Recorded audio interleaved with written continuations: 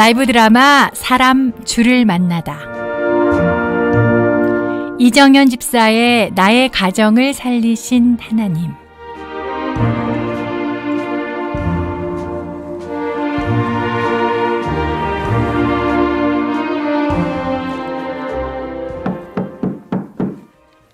계세요. 네. 정연 엄마. 아무도 없나? 아이고. 누구세요? 아주머니 웬일이세요? 안으로 들어오세요. 아유, 정연이 밭이 있었구나. 네. 엄마는? 엄마 안에 계셔? 엄마 조금 전에 나가셨는데? 그래? 네. 아이, 뭐요? 집에 계속 있다고 아무 때나 오라 가더니 막. 아니야. 어차피 내가 너 보러 왔으니까 괜찮아. 그 상관없어. 저요? 응. 저요? 왜요? 정연이가 올해 나이가 몇이지? 저 24인데요. 24. 아이고, 딱 좋아. 응? 정연아, 너 다음 달에 선 한번 볼래? 네? 선이요?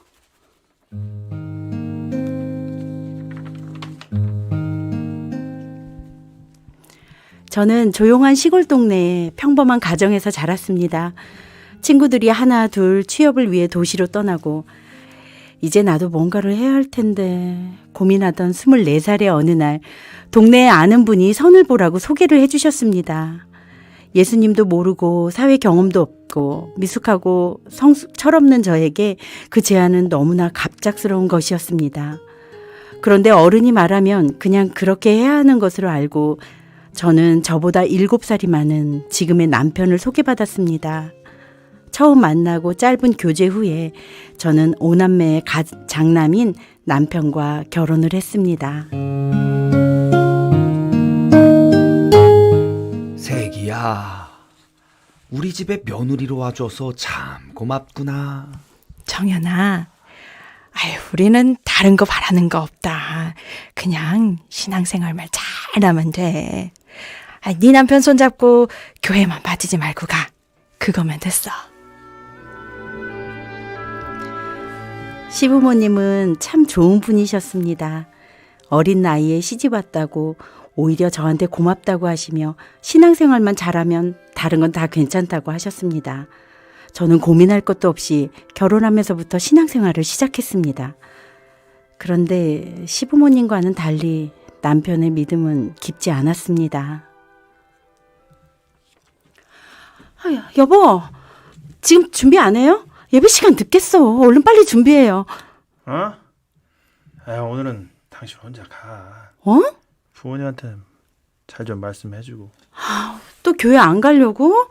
이번 달에 계속 빠졌잖아요. 나 부모님한테 또 가서 뭐라고 얘기해요.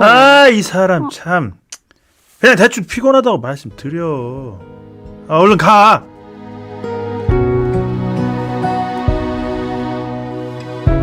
남편은 교회를 잘 가지 않는 것 외에는 참 좋은 사람이었습니다. 그런데 어느 날부터 예상치 못한 어려움이 생겼습니다.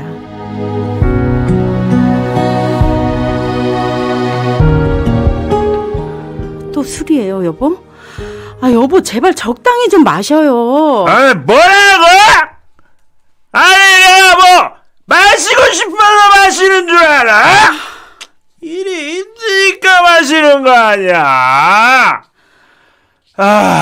이거 한잔 안 하면 잠이 안 온다고. 잠이. 아니, 그러니까 아예 마시지 말라는 게 아니고 좀 줄이라고요. 지금 몸도 제대로 못 가누고 있잖아요. 뭐가 이렇게 말이 많아? 어머, 뭐 하는 거예요 지금? 시끄러워! 조용히 해! 헤이!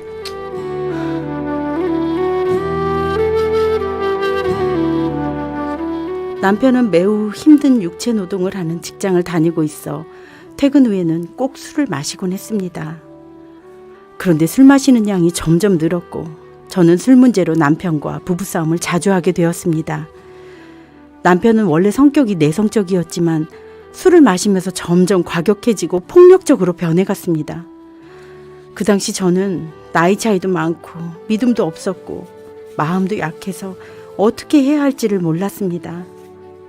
그렇게 4, 5년을 지내면서 저는 새벽 기도를 다니기 시작했습니다. 새벽 기도를 시작한 후 하나님은 저희 가정에 아들과 딸을 선물로 주셨습니다. 아이들이 태어났을 때는 술 마시는 횟수가 줄었다가 아이들이 좀 크자 다시 술 마시는 날이 반복되었습니다. 그러던 어느 날 큰아이가 5살 되던 해 여름이었습니다.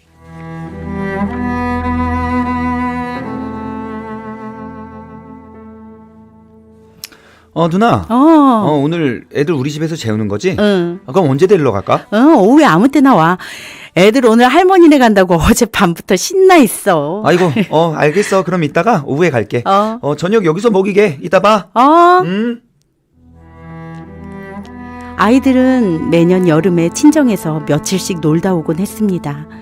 그날도 아이들을 친정에 보내고 혼자 남편을 기다리는데 남편은 여지없이 술이 잔뜩 취해서 밤늦게 들어왔습니다. 여러 가지 말로 저를 괴롭히던 남편은 술에 취해 잠들었고 저도 잠깐 잠이 들었는데 갑자기 큰 소리가 들렸습니다. 야, 여기 화장실이 어디야?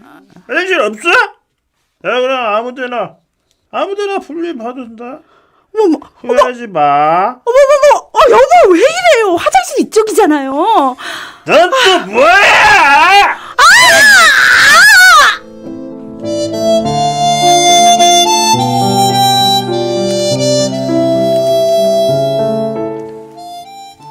저는 그때의 일이 잘 생각이 안 납니다.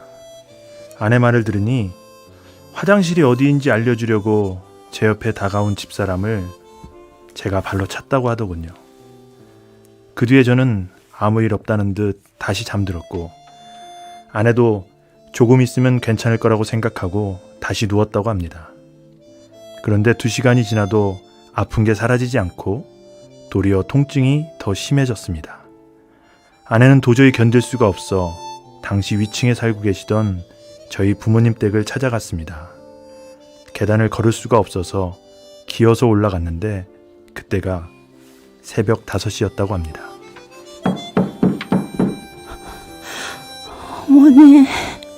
어머니. 이 시간 동안 누구세요? 혜미야 무슨 일이니? 어머니, 저 배가 너무 아파요. 여보 119 줘. 혜미 정신 차려. 혜미야 정신 차려라.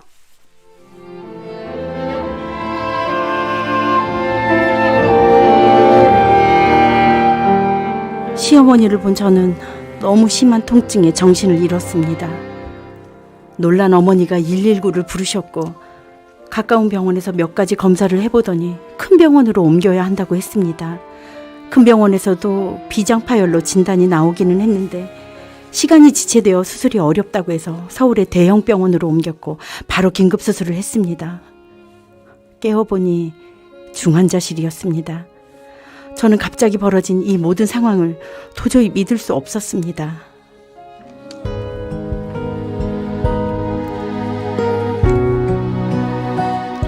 환자분, 좀 어떠세요?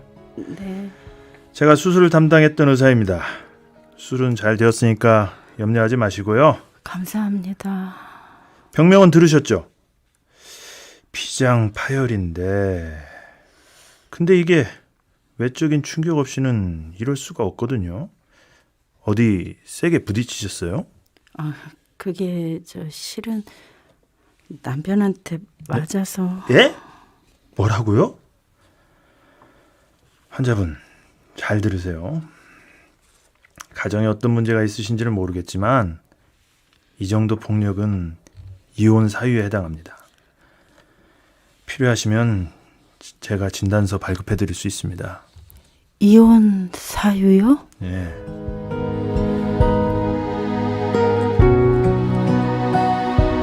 마음이 너무 복잡하고 어떻게 해야 할지를 몰랐습니다. 갑작스러운 통증에 수술만 해도 정신이 없는데 의사 선생님은 이 정도 폭력은 이혼 사유라고 하면서 진단서를 끊어준다고 했습니다. 나중에 보니 남편은 아침에 일어나서 무슨 일이 일어나고 있는지도 모른 채 출근을 했다고 하더라고요. 남편의 주사를 몰랐던 시댁과 친정 부모님들 모두 큰 충격을 받으셨습니다. 수술 이후 몸은 빠르게 회복되어서 일단 집으로 퇴원했습니다.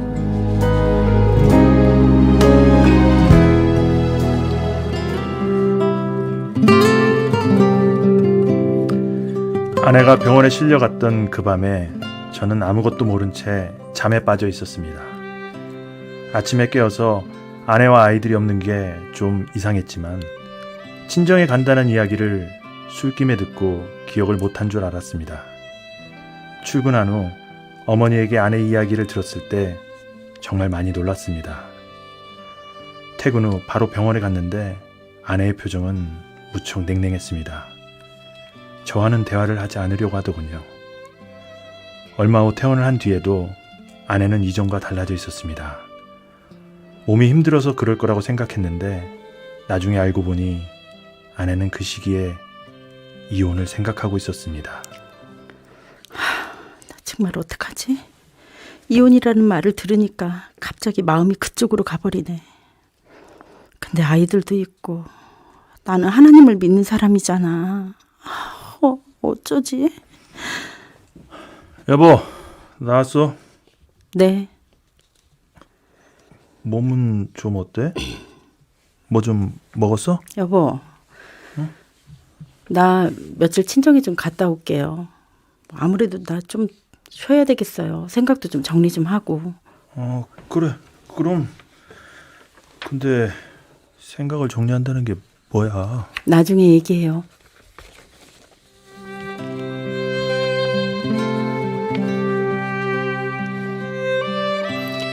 사실 그때 제 마음은 이미 이혼으로 굳어져 있었습니다. 평생 한 번도 생각해보지 않았던 단어이지만 그 말을 듣는 순간 그게 답일 수도 있다는 생각이 들었습니다. 믿는 사람으로서 그러면 안 되지 하고 생각하면서도 한편으로는 하나님이 나에게 이렇게 피할 길을 주시는 거 아니야? 하는 생각도 들었습니다. 제가 병원에 간 이후 남편은 술을 마시지 않았지만 10여 년간 이어져 온 음주 습관이 한 번에 없어질 리는 없었습니다. 남편의 괴롭힘과 폭력을 더 이상 견딜 자신이 없었습니다. 저는 이미 마음의 결정을 하고 도피하듯 친정으로 갔습니다.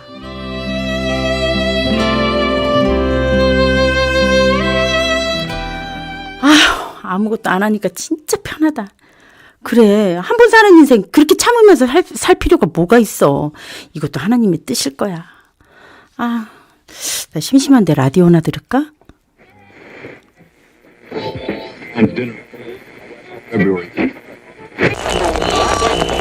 줄까 하나님 크신 사랑을 신기한 일이었습니다. 별 생각 없이 라디오를 켜고 채널을 돌렸는데 극동방송이 나왔습니다. 찬양을 듣다 보니 곧 설교가 나왔는데 설교하시는 목사님의 이 말씀이 제 귀에 들렸습니다. 내가 너를 통해 큰 영광을 받으리라. 목사님의 그 말씀이 확성기를 통해 제 마음에 말하는 것처럼 계속 마음속에서 맴돌았습니다. 그게 저를 향한 하나님의 음성이라는 생각이 들었습니다. 그리고 갑자기 정말로 솔직한 기도를 하나님께 드려야 되겠다는 생각이 들었습니다. 하나님, 제가 어떻게 해야 될까요? 저 사실 너무 힘들어요. 제가 새벽마다 기도한 거 아시잖아요. 남편의 음주와 폭력을 그동안 어떻게 견뎠는지 하나님 아시잖아요. 저는 사실 이 모든 일이 하나님이 저에게 피할 길을 주시는 과정이면 좋겠습니다. 차라리 다른 사람들 말처럼 이혼하는 게 더 편할 것 같습니다. 그게 하나님 뜻 아닌가요?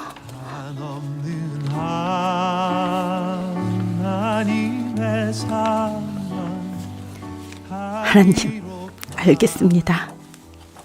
이혼 안 할게요. 다시 한번 힘을 내볼게요. 그 사람을 저의 남편으로 만나게 하신 것에 대해 하나님의 뜻이 있음을 믿습니다. 그 하나님의 계획을 알 때까지 저에게 힘을 주세요. 믿음으로 가정을 지키게 해주세요. 하나님, 도와주세요.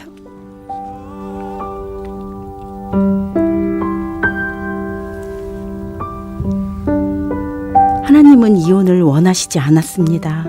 그 어려움 속에서도 하나님을 신뢰하는 것을 통해 영광 받기를 원하셨습니다.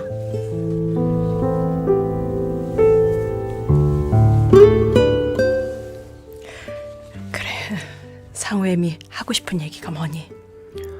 이제 몸은 다 괜찮은 거니 무슨 얘기든 한번 해보거라. 아버님, 어머님, 저 병원에 입원하면서 상우 아빠하고 이혼하려고 생각했었어요. 그런데 마음이 바뀌었어요. 그건 하나님의 뜻이 아닌 것 같아요. 죄송해요, 아버님, 어머님. 아니다, 혜미야. 고맙다. 우리도 참 부끄럽고 자식 교육 잘못 시켜 민망해서 너한테 뭐라고 할 말이 없더구나. 그냥 기도만 했어. 근데 그렇게 생각해 주니까 고맙고 미안하다, 상우애미야. 하나님 감사합니다. 주여. 친정에서 돌아온 아내는 먼저 저희 부모님을 찾아갔습니다. 직접 말하지는 않았지만 여러 가지 상황으로 이미 짐작하고 계신 부모님께 자기의 결정을 먼저 말씀드린 것입니다. 그리고 퇴근하고 돌아온 저에게 이렇게 말했습니다. 나 당신이 정말 싫었어요. 솔직히 말하면 너무 무서웠어요. 아무것도 모르는 나이에 시집와서 살림하고 애들 키우면서 내가 의지할 수 있는 사람이 당신밖에 없는데 당신은 나한테 너무 무서운 사람이 돼버려서 나 너무 괴로웠어요. 그랬구나. 여보 미안해. 내가 정말 잘못했어. 그래서 어쩌면 이번 일이 하나님이 주시는 기회일 수 있다고 생각했어요. 이혼할 수 있는 기회. 여보, 내가 잘할게. 그건 아닌 것 같아, 여보. 네. 기회라고 생각했던 건 제 잘못이었어요. 하나님의 뜻은 제가 우리 가정을 지키는 것이었어요. 대신 당신도 지금 한 말 지키세요. 나한테 잘하는 게 아니라 하나님께 잘하세요. 그래, 여보, 고마워. 나 잘할게. 그리고 정말 달라질게. 당신한테도 잘하고 하나님한테도 잘할게. 할렐루야!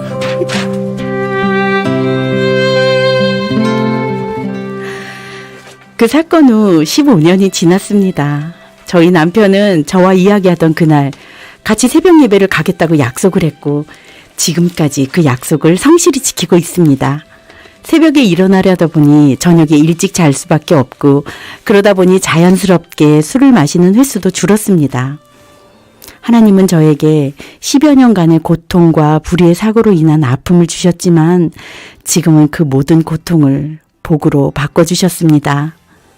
어려움이 있을 때 가정을 깨트리고 싶은 유혹이 있었지만 그때 하나님께서 저희 가정을 지키셨습니다. 저의 기도에 생각지 못한 방법으로 응답하신 하나님, 유혹 속에서 저희 가정을 지키신 하나님을 찬양합니다. 하나님은 저희 가정을 살리신 분이십니다.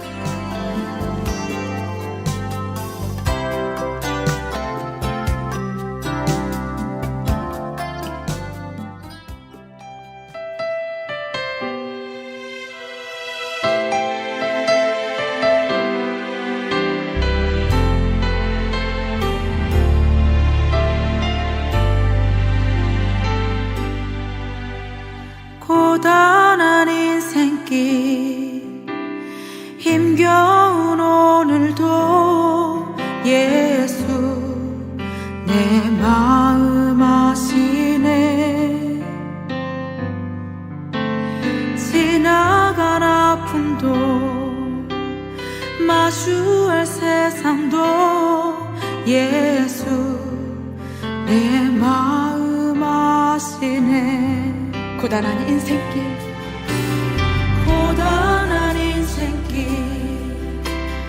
힘겨운 오늘도 예수 내 마음 아시네.